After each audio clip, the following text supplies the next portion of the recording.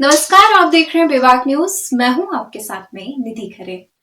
असाधारण के आज के एपिसोड में हम आपको मिलवाने जा रहे हैं लखनऊ में रहने वाली कंचन सिंह चौहान से। कंचन की उम्र 45 है और इस वक्त वो लखनऊ में रहकर ही केंद्र सरकार के एक कार्यालय में अनुवादक यानी कि ट्रांसलेटर के पद पर काम करती हैं। इसके साथ साथ कंचन को हिंदी साहित्य से भी प्रेम है। कंचन की खुद की एक किताब तुम्हारी लंगी भी प्रकाशित हो चुकी है, जिसे पाठकों ने खूब प्रेम दिया और खूब सराहा है। इसके अलावा लगभग हर बड़ी पत्रिकाओं में और अखबारों में कंचन की रचनाएं जब तक प्रकाशित होती रहती हैं।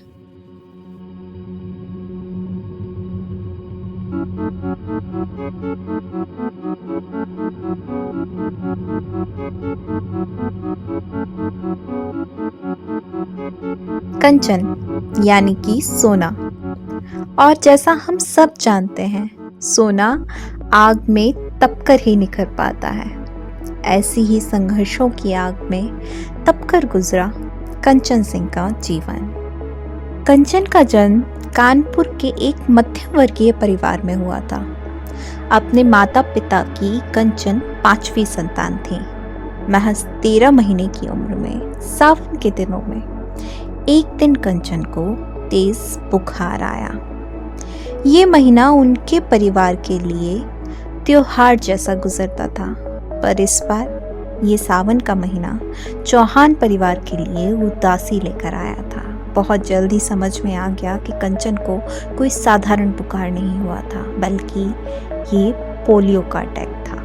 24 जुलाई का मेरा जन्म है।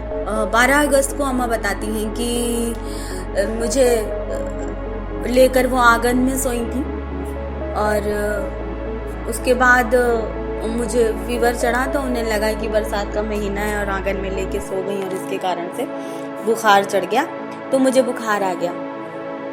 बाद में मैंने सुना कि ये जो वायरस होते हैं पोलियो के, वो प्रकृति में, नेचर में इससे ही इन्हीं महीनों में जुलाई अगस्त में ही फैले होते हैं, ज़्यादा एक्टिव होते हैं इसमें जुलाई अगस्त में, बरसात के मौसम में। आई मीन टू से बरसात के मौसम में ही होते हैं। तो वो किसी को पता नहीं था वो जो फीवर था, और ऐसा बताया जाता है कि मैं रो रही थी, बुखार था, पिताजी कहीं गए हुए थे, घर में माँ सिवई बना रही थी और घर में सभी लोग, अगस्त का महीना था, ये रक्षाबंधन और नाग पंचमी आने वाली थी। वो मेरे घर में सभी बड़े शौकीन लोग थे, उत्साह धर्मी लोग थे। लोग चीज़ों को बहुत उत्साह से मनाने वाले लोग हमारे घर में। मेरी माँ, मेरे पिताजी। सावन का महीना, भादों का महीना हमेशा मेरे यहाँ ऐसा था कि कजरी गा करके सिवैयाँ बनती थी और एक तरफ से भैया और पिताजी हो जाते थे, एक तरफ से माँ हो जाती थी और कजरी होती थी। अरे रामा सोनवा कहे सुन देवर, लड़न जब जायो रे हरी। और राग चलती थी कि हरे रामा कृष्ण बने मनिहारी, ओढ़ लई सारी रे हरी। तो इस तरह के एक बहुत सुखद माहौल हमारे घर का था।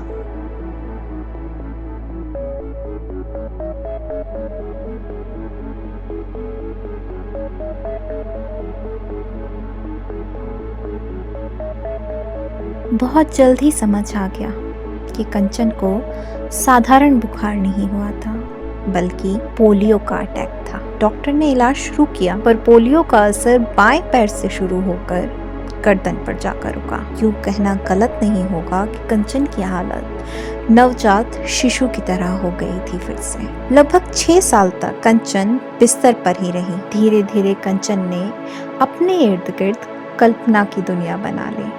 उसमें उसकी सहेलियां उससे मिलने आती, वो उनके साथ खेलती, डांस करती और इन कल्पनाओं के किस्से कंचन अपनी माँ को भी सुनाती। माँ आंखों में आंसू लिए कंचन की कल्पनाओं के किस्से सुनती रहती।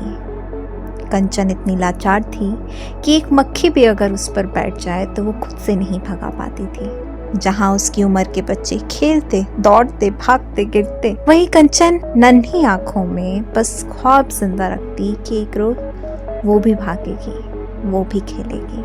एक एक करके दिन गुजरते गए। कंचन की हालत में बस इतना सुधार आ गया था कि अब वो बैठ सकती थी, घुटनों के बल चल सकती थी। उससे हुआ ये कि घर से बाहर निकलने की थोड़ी हिम्मत कंचन को मिली। अब बात थी कंचन की शिक्षा की, पर जिसके जीवन में संघर्षों की लंबी दास्तान लिखी जानी हो, उसे सब कुछ आसानी से कहाँ मिलना था। प्रारंभिक शिक्षा कंचन ने घर पर रहकर ही पूरी की। उसके बाद कक्षा 4 से स्कूल जाने का फैसला लिया, पर कई स्कूलों ने कंचन का एडमिशन लेने से ही मना कर दिया। वजह यही बताई गई कि सामान्य बच्चे कंचन के साथ घुल मिल नहीं पाएंगे, या फिर हमारे पास व्यवस्था ही नहीं है इस कंचन की तरह बच्चों के लिए। पर किस्मत ने थोड़ा सा रहम दिखाया और एक नए स्कूल ने कंचन का एडमिशन ले लिया। उम्मीद से विपरीत कंचन के साथ वाले सामान्य बच्चे कंचन का खूब ख्याल रखते। कंचन हर गेम की टीम में शामिल हुआ करती। भले कंचन एक ही जगह पर बैठी रहती, पर कंचन उस टीम का हिस्सा जरूर होती थी। वो अनुभव कंचन के लिए बहुत सुखद था। इस तरह से कंचन कक्षा 8 तक की शिक्षा पूरी करती है। क्लास 9 से कंचन का एडमिशन बड़े स्कूल में कराया गया, पर कैंपस बड़ा था और क्लास अलग अलग जगह पर लगती थी। कंचन के सामने एक सबसे बड़ी समस्या थी कि बिना किसी सहारे के कैसे इतनी दूरी तय करेगी। वहाँ की जो प्रिंसिपल थी, जो अपने दयालु स्वभाव के लिए जानी जाती थी, कंचन के परिवार ने उनसे रिक्वेस्ट की कि लकड़ी की एक व्हीलचेयर कैंपस में रखने की इजाज़त दे दें। तो रोज़ रोज़ जो कंचन को तकलीफ होती, उससे उसे आज़ादी मिल जाती। पर प्रिंसिपल ने साफ मना कर दिया। उन्होंने कहा, हमारे कैंपस में ऐसी कोई भी चेयर अलाउड नहीं है। शिक्षा तो पूरी करनी थी और प्राइवेट शिक्षा कंचन करना नहीं चाहती थी। एडमिशन के बाद का वक्त कंचन के लिए बहुत ही कठिन था। एक क्लास से दूसरी क्लास में जाते वक्त कंकड़, पत्थर और धूल से कंचन के हाथ और पैर छिल जाते, क्योंकि उन्हें घसीट कर चलना पड़ता था। कई बार आसपास से निकलते बच्चे उनके हाथों पर पैर रख के कुचलते हुए निकल जाते, क्योंकि कंचन शायद उन्हें दिखाई नहीं देती थी। कंचन के लिए सब कुछ बहुत ही कठिन था, पर धीरे धीरे उनके दोस्तों ने, उनकी सहेलियों ने उनकी मदद शुरू की। उनकी सहेलियां कंचन के इर्द गिर्द एक घेरा बनाकर चलने लगी, ताकि जिन्हें कंचन नजर नहीं आती, उन्हें कम से कम वो घेरा नजर आ जाए और वो कंचन से दूरी बनाकर निकले। कंचन संगीत भी सीखती थी, और एक बार जब उन्हें उसके लिए तृतीय पुरस्कार मिला, तो कंचन मंच पर गई। वही प्रिंसिपल मैडम कंचन को अवार्ड देने वाली थी। उन्होंने अवार्ड दिया और फिर पलटकर जाने लगी। जाते वक्त मैडम ने कंचन का हाथ कुचल दिया। उन्हें लगा उनके यहाँ पैरों के नीचे कुछ आया है। उन्होंने पलट कर देखा कि वो कंचन का हाथ है। उनके मुंह से बस ओह निकला और वो आगे बढ़ गई। ना उन्होंने कंचन से माफ़ी मांगी, ना उन्होंने ये जानने की कोशिश की कि कंचन किस तकलीफ से गुजर रही होंगी। कंचन अपमान और दर्द का घूंट पीकर रह गई। कभी कभी इंसान इतना असंवेदनशील बन जाता है कि इंसानियत भी उससे नजरें चुराने लगती है। ऐसा ही उन लोगों के साथ था जो कंचन को कुचलकर आगे बढ़ जाते थे। हर रोज दर्द सहते हुए भी कंचन ने अपनी शिक्षा पूरी की। कई विषय की कक्षाएं ऐसी जगह लगती थी जहां सीढ़ियां चढ़नी होती थी, इसलिए कंचन उन विषयों को ठीक से नहीं पढ़ पाई, जिसका अफसोस अब तक कंचन को होता है। पर कंचन ने बहुत हिम्मत रखी। जिस दर्द को सुनकर हम बेचैन हो जाते हैं, उस दर्द को रोज सहते हुए भी कंचन ने हार नहीं मानी। कंचन जब कक्षा 10 में थी, उस वक्त उनके पिता का देहांत हो गया। कंचन को भी काफी धक्का लगा इस घटना से, क्योंकि कंचन अपने पिता के बहुत करीब थी। वक्त आगे बढ़ा, कंचन ने परीक्षाएं दी। उसके बाद कंचन का पहला ऑपरेशन हुआ, क्योंकि कंचन के शरीर की पूरी ग्रोथ के बाद ही ऑपरेशन हो सकता था। कंचन को कैलिपर्स लगाए गए। इस बीच उनकी शिक्षा में भी रुकावट आई, पर चलना शुरू करते ही कंचन ने दोबारा पढ़ाई शुरू की। 12वीं की, बीए किया, फिर एमए किया। इस तरह कंचन की किताबी शिक्षा पूरी हुई, क्योंकि जिंदगी की शिक्षा और परीक्षाएं तो हर घड़ी कंचन के साथ साथ चलती रही। कंचन की बहनें और पूरा परिवार उसका हौसला बना रहा इस संघर्ष में। कंचन के पिता को पूरा विश्वास था कि उनकी ये बेटी एक ना एक दिन बैंक में नौकरी करेगी, सबका नाम रोशन करेगी। ये विश्वास उस समय था जब कंचन बिस्तर से अपनी मर्जी से हिल भी नहीं पाती थी। यह अटूट विश्वास ही कंचन की छोटी छोटी आंखों में बड़े बड़े ख्वाब बोता रहा। एक दिन कंचन के परिवार को पता चला कि विदेश से कोई डॉक्टर आए हैं जो शायद कंचन का इलाज कर सकते हैं। कंचन की माँ अपनी तनख्वाह का 1/3 हिस्सा उस डॉक्टर की फीस को चुकाकर उससे मिलने के लिए पहुंची, पर उनकी सोच से पलट डॉक्टर ने उस माँ की बची हुई उम्मीद को भी तोड़कर रख दिया था। डॉक्टर ने कहा कि आप इस बच्ची को अमेरिका भी ले जाएंगी तो ये बच्ची ठीक नहीं होगी। अपनी टूटी उम्मीदें और दुखी मन से कंचन की माँ कंचन को गोद में लेकर सीढ़ियों से उतरने लगी। आंखों से आंसू बहे जा रहे थे और गोद में बच्ची थी कंचन। वो मासूमियत से सवाल पूछे जा रहे थे, अम्मा अब हम ठीक हो जाएंगे ना? अब हम चलने लगेंगे ना? इन सवालों से उस माँ का मन और दर्द से भर गया। वो अपनी बेटी को कोई जवाब न दे सकी, बस आंखों में आंसू लिए उसे एकटक निहारती रही। इसके बाद भी कंचन के माता पिता ने उम्मीद नहीं छोड़ी। डॉक्टर, झाड़ फूक, वैद्य, आयुर्वेद, होम्योपैथी, आयुर्वेदिक, एलोपैथी, मंदिर, हकीम, जिसने जहाँ के बारे में बताया, कंचन के माता पिता कंचन को लेकर वहाँ भागते रहे। फिर कुछ समय बाद कंचन का नेचुरोपैथी में इलाज शुरू हुआ। तरह तरह की कठिन एक्सरसाइज कराई जाती और हर प्रक्रिया में असहनीय दर्द होता था। कंचन की दोनों बड़ी बहनें उसे लेकर जाती थी इलाज के लिए। उसी समय में इलाज की एक प्रक्रिया थी जिसमें कंचन को बैजंती की पत्तियों पर कम से कम कपड़ों पर लेटाकर उसे उन्हीं पत्तियों से ढककर धूप में लेटा दिया जाता। कभी 1 घंटे के लिए, कभी 2 घंटे और कभी कभी 3 घंटे के लिए। मई जून के महीने में जहां आम इंसान भी चिलचिलाती धूप बर्दाश्त नहीं कर सकता, वहीं 5-6 साल की कंचन तेज धूप में लेटी रहती।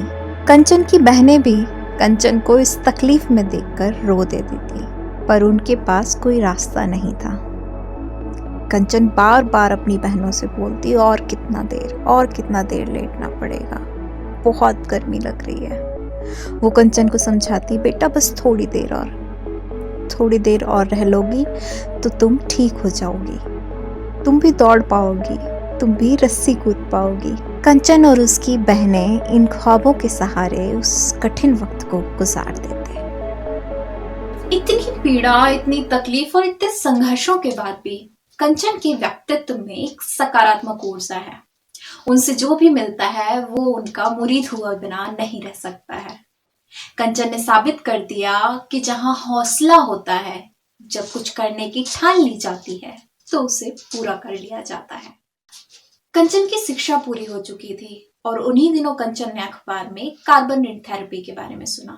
कार्बन रिंग थेरेपी वो थी जिसकी मदद से पोलियो पीड़ित बच्चों में एक उम्मीद की किरण जागी थी, जिसके सहारे शायद वो बच्चे फिर से चल सकते थे, फिर से अपने पैरों पर खड़े हो सकते थे।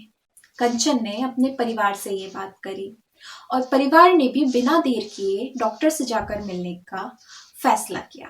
डॉक्टर ने कंचन को बताया कि ऑपरेशन के तहत उनके पैर में एक रिंग डाली जाएगी, जिसके 10 दिन बाद कंचन अपने पैर पर खड़ी होकर सहारे से ही सही पर शायद चलने लगेंगे। कंचन और उनके परिवार ने इस ऑपरेशन के लिए हामी भर दी। कंचन का ऑपरेशन शुरू हुआ। कंचन के पैर में रिंग डाली गई और एक छड़नुमा चीज उनके पैरों में फिट कर दी गई। कंचन का असहनीय दर्द सहने का सिलसिला यहां से शुरू हुआ और 6 महीने तक चलता रहा। जहां 10 दिन में कंचन को खड़े होने की उम्मीद थी, वहां कंचन खड़ी तो होती सहारे से, पर असहनीय दर्द के साथ में। पैर के अंदर रिंग पड़ी होने की वजह से घाव में मवाद पड़ जाती। उन दिनों कंचन अपनी बड़ी बहन के यहाँ रहती थी। बड़ी बहन ही उनकी ड्रेसिंग करती थी और इस दौरान कंचन चीखती, चिल्लाती और रोती।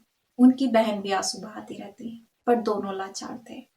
कंचन कई बार इस क्षणनुमा सहारे के साथ में जमीन पर गिर पड़ी।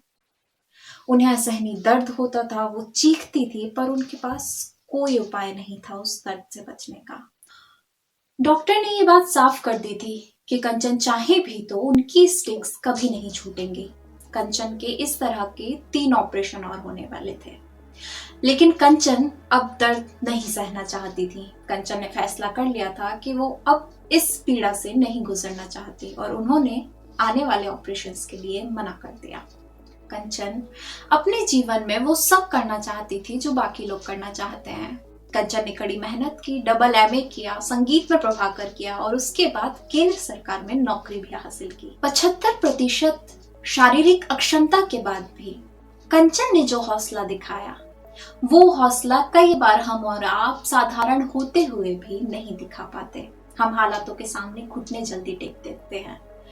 हम जिंदगी के संघर्षों से हार कर थक कर बैठ जाते हैं, पर कंचन नहीं थकी। कंचन ने हार नहीं मानी, वो टिकी रही, वो लड़ती रही हालातों से, वो संघर्षों की आग में तपकर खरा सोना बनती रही। और असाधारण के आज के एपिसोड में बस इतना ही। अगले एपिसोड में फिर आपको मिलाएंगे किसी असाधारण व्यक्ति के साथ।